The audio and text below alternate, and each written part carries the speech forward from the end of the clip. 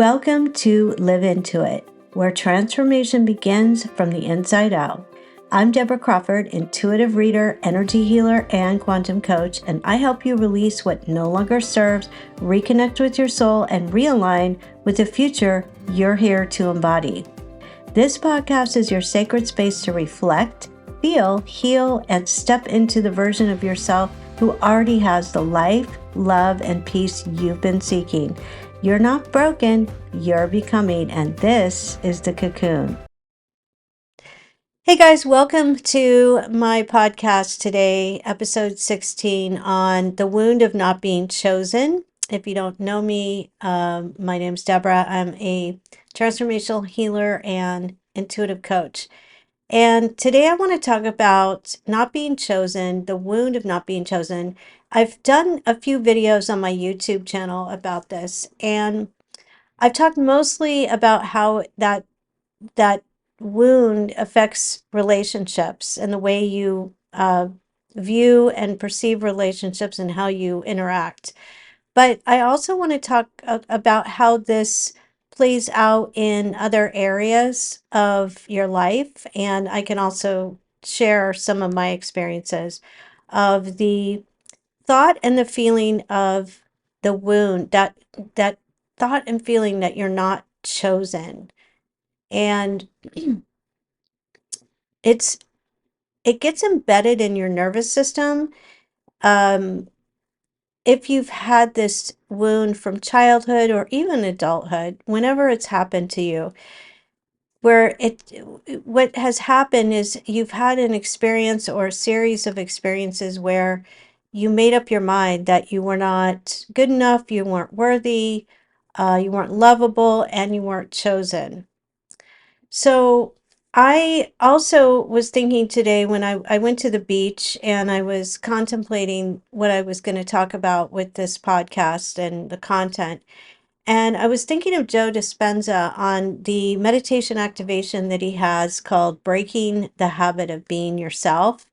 And I thought this is so perfect for what I am going to talk about, because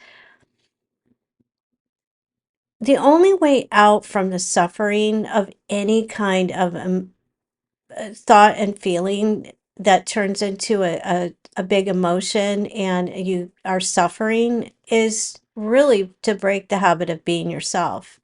And I love the title of that because for me and my experience, the only anecdote to these wounds that have happened in my life, none of us get out of here unscathed. It's the challenges that I was presented with. For me, the only way out is in. The only way to really heal is to go into my beingness. And what is my beingness? It is the universe within me that is always on. I always call it the 24-hour diner. It's always available. And I joke about it. I say, well, I'm dining and dashing because I ignore it a lot. And and that's what my teacher says all the time is we ignore it. And instead we are intoxicated with our own thoughts and the feelings of our thoughts. And so going back to the subject of the wound of not being chosen, what is that? So in my experience, in my last relationship, I felt like really deep down I wasn't chosen. And so that was something that I was playing out. And that's something that I just want you to know that I am not a victim.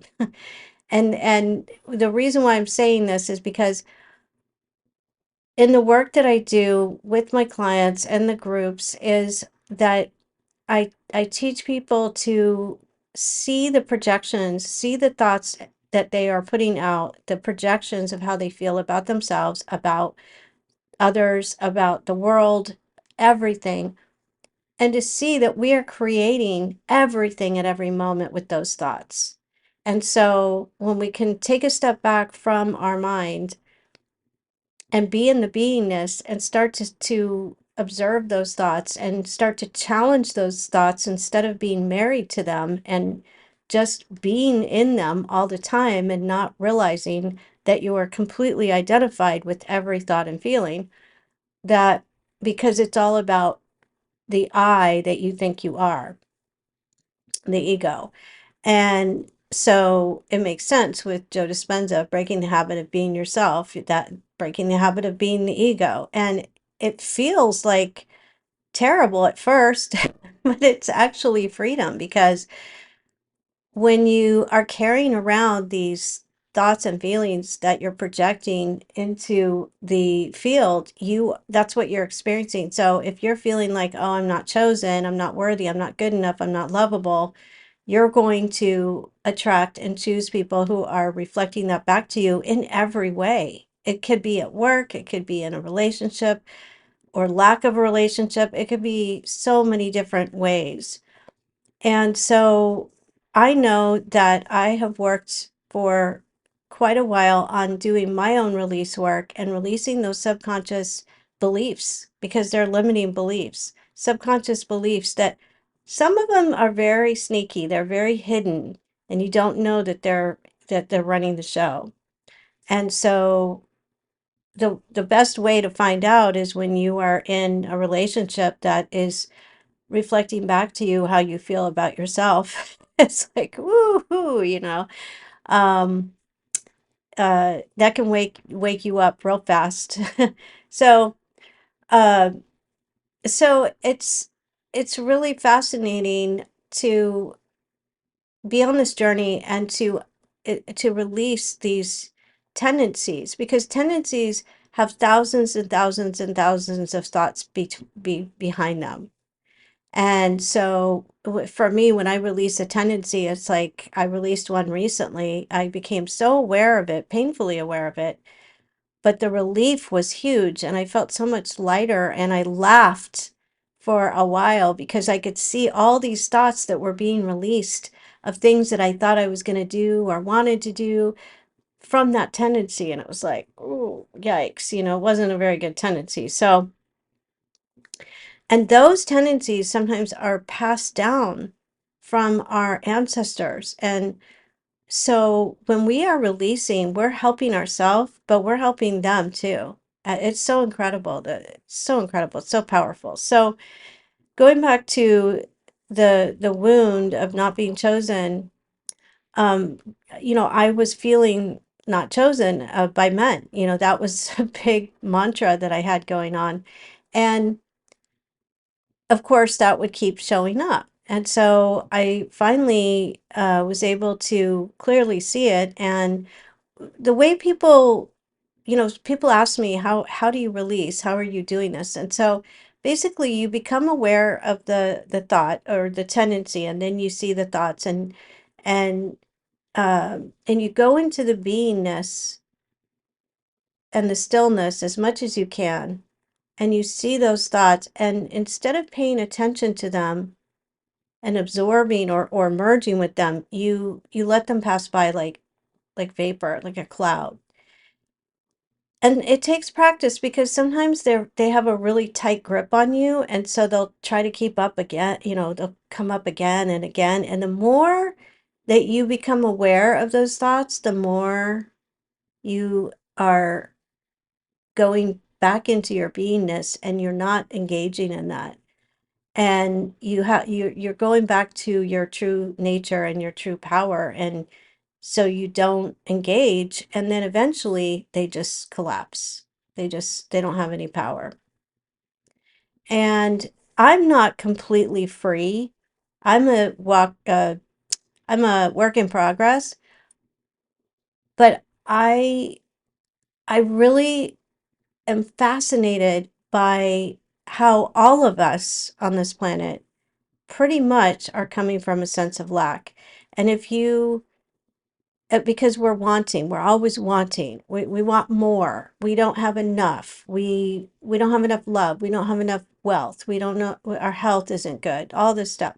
We're always like nothing is perfect, nothing's right. It's either too much or not enough, and just it's all this wanting, the sense of lack, and all of us have it. And when you hear the story of Buddha, he got so fed up that he just sat under the tree going, I'm going to sit here until that sense of lack is gone, because he had everything he wanted and he still wasn't satisfied. So until it, and again, it goes back to God, it goes back to the universe, it goes back to every spiritual path pretty much, and religion is going back to the source. That's where you're going to feel everything. You're going to feel the fulfillment of love, health, wealth, everything. But we ignore it so much that it feels awkward to do that at first. And we are so involved in our thoughts that we are constantly trying to get control, approval, security, control, approval, security. Those three words is big in the releasing world. And whenever you are releasing anything, whenever you're releasing for something that you want, like maybe a part, calling in a partner or calling in more wealth, you always go, okay, when you write down your limiting beliefs that come up, because the mind will come up with all the reasons why you can't have it, you will see everything that's in the way, all those thoughts that are in the way, and then you look at those three words: am I wanting control, approval, or security? So when you can release the need for approval, that's huge. When you can release the need to control, that's huge. Wanting security, because you are all of those things. That's the cosmic joke. But to get there, sometimes it's a struggle, because especially if you've never released before. And sometimes when I'm working with people, they just look at me like I have three heads, and they're like, what? How do I do that? Sometimes it takes time, it takes practice, because you've been going this way, now you're going to switch and go this way. So today I was noticing, when I went to the beach, some of my limiting thoughts that like to repeat. And it was so fascinating, because I caught those thoughts so quickly, and I said, I can engage in these thoughts or I can let them go. And because all they are pesky little thoughts that are trying to make me feel small, and or limited. And so this is where the power is, to rewrite the script of your life, because what's so maddening is the more you release and the subtler it becomes. You really see those subtle thoughts that you couldn't see before because you were just involved in the chatter. You go, oh my God. um, when you see those, you see that those thoughts are actually designing your life. So if you don't like what's going on, look at your thoughts. If you feel like you're not being chosen, then you're not being chosen. It could be that you're struggling at your job, and you're not moving up, and you're not making enough, and all this stuff, because you're not choosing yourself. You're not making yourself priority, and you're not entertaining thoughts that you are worthy. You're entertaining thoughts that you're not enough, that you're not good enough. And so that keeps showing up in your life. There's never enough. Uh, you can't find a partner. They're not interested, or whatever. Or they breadcrumb you, because you're breadcrumbing yourself. I mean, that's the bitter pill to swallow. It's not because of them, it's because of your wounds that are running the show, and your subconscious thoughts that are running the show. And once you wake up to all of this, then you can't, once you see it, you can't unsee it. And you go, oh my God, and then I start laughing, like, oh my God, look at that. Oh, wow. And this has been happening because I've been judging that person, right? That's a big one. If you're judging someone, you're actually giving them power to do more of what you don't like. It's like, geez, um, or judging yourself, giving yourself a hard time. So many people give themselves a hard time. I was giving myself a hard time. Now, I don't give myself a hard time. I know that those subtle subconscious thoughts will try to come up, but in general, I'm like, I have no time to give myself a hard time. A and B, I know the universe doesn't do that to me. I'm doing it to me. And C is when really started to let go of the death grip of my last relationship, I couldn't understand why I was holding on, is then I completely had so much compassion for myself. It was so clear. And then I softened, I relaxed, and I was like, wow, you're just human. You were just being human. You just hadn't broken the habit of being yourself yet. That self was running the show.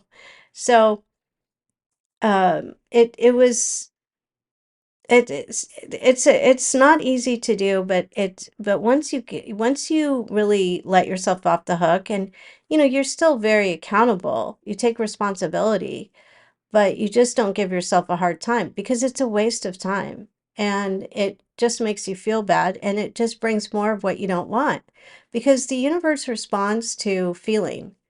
The universe responds to uh the elevated emotion, like Joe Dispenza. I'm not trying to steal from him. I'm just saying that that's the perfect words of the elevated emotion. And when you are doing a meditation activation for love, or for, healing heartbreak, or for wealth, when you really feel it, it just, you feel that so elated, and then you attract it because you're on such a high frequency.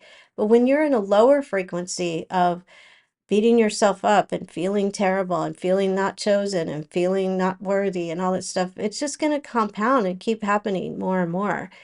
And we sit there and wait for something to happen. We play victim, or we blame others.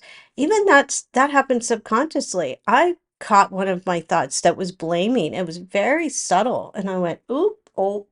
And also, the big thing that I was talking about in one of my videos too is, when we are projecting the like negativity towards others, unloving thoughts towards ourselves and others, like resentment, anger, jealousy, comparing, practicing separation. I mean, we do that all the time. The whole world does it all the time, practicing separation. We don't realize that we are one. Everyone is you pushed out. So how do you want you to treat you? How do you want you to treat you? And my teacher says, no one gives you money. You give yourself money, because you are the universe. She's talking from a very deep, deep place of being the universe, not this little body mind. I mean, yes, we need this body mind to get through the world, but this is not who we are. And the more we identify with it, the more suffering we we go into. But the more we identify with beingness, then we feel the oneness with all life and everyone. And it can be intoxicating in such a good way, because we can just practice being and just be. And, like Eckhart Tolle, he's just being.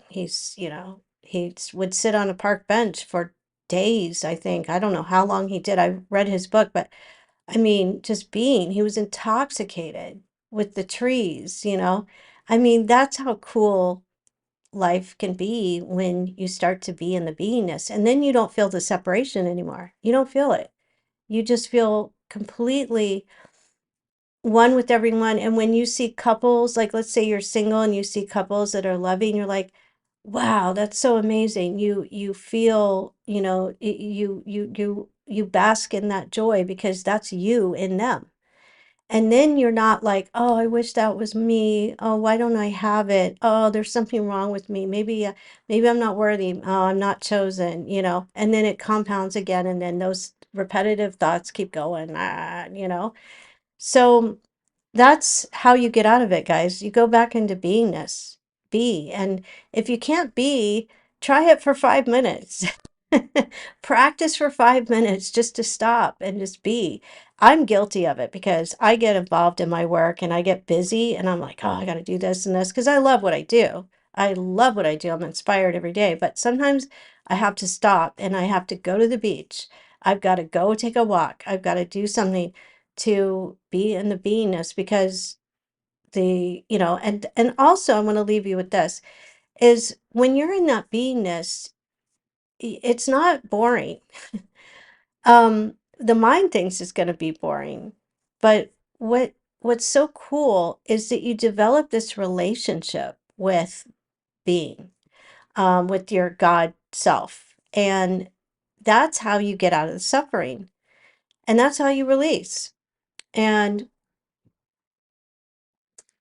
you can really personalize it or you can keep it impersonal, but you can really personalize it. And I told my teacher one time, I said, I think God is my boyfriend. I'm making God my boyfriend. And she just cried. She was laughing. So she was like, that's so awesome, And because it is magical. I mean, if you need first of all, the beingness inside you has all the answers. All the answers all the answers. All you have to do is ask. And so one time I was asking during this weekend that I was spending with my teacher, we were all in a group, and I was asking these questions, and every single question got answered. It was either through an intuitive flash or somebody asked a question to someone else, and the answer was being given. I was just like, this is so amazing, so precise. And so whenever I feel like I have a challenge in my work, I go, what's the answer? I really need the answer. And then I'll come across somebody's video and I'll go, that's it. That's the answer. Or someone will call me and say, blah, blah, blah, whatever. I mean, that's the intimacy with the universe. That's the intimacy with beingness.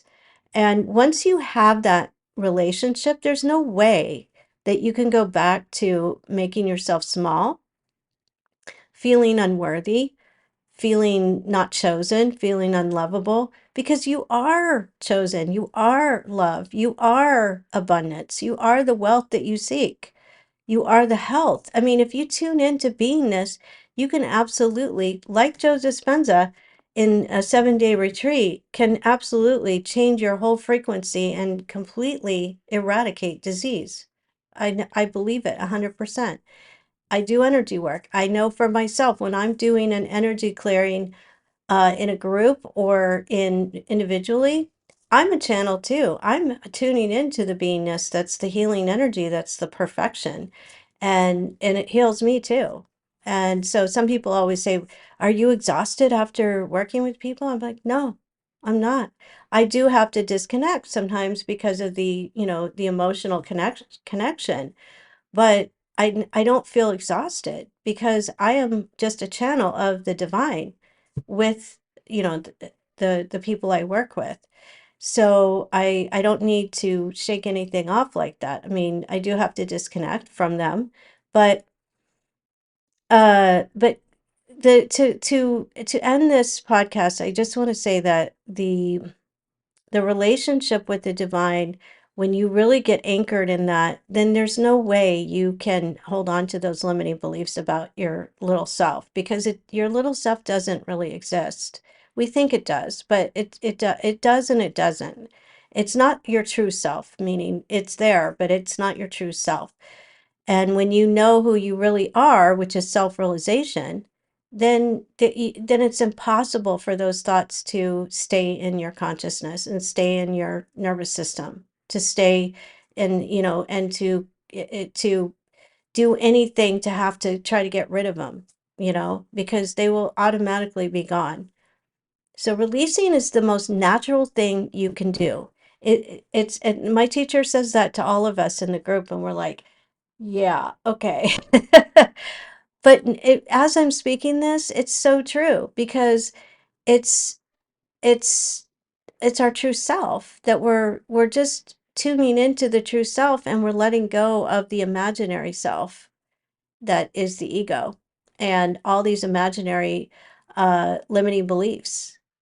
they're all imagined limiting beliefs. And you can do so many things. When you realize that you have that power, it is so incredible. You can heal your body, you can heal your mind, and you can heal I mean, it's just because you're not healing anything, actually. You're just being in the beingness that is already perfection. So that's the anecdote to if you're feeling like you're not chosen in any way, shape, or form, and you have that wound and you're carrying that story around. All it is a thought and feeling that gets embedded in our energy body, in our nervous system, and we believe it. And once we stop believing it, it cannot stay. It just can't. You give it no power. So I hope this helps. And I'm excited to do this podcast. I haven't done one in a while. If you feel drawn to this work, you are welcome to join my community. I have a membership. I have a private Facebook group. I have some recent activations that you can listen to, and you can join my lives. So I hope to see you. Thank you for being here. If this episode spoke to your soul, I'd love for you to share it with someone who's also in their own cocoon. To go deeper, download the free quantum activation or explore my latest workbook and workshop at liveintoit.com. And remember, transformation doesn't come from pushing. It comes from surrendering to who you already are. Until next time, keep becoming.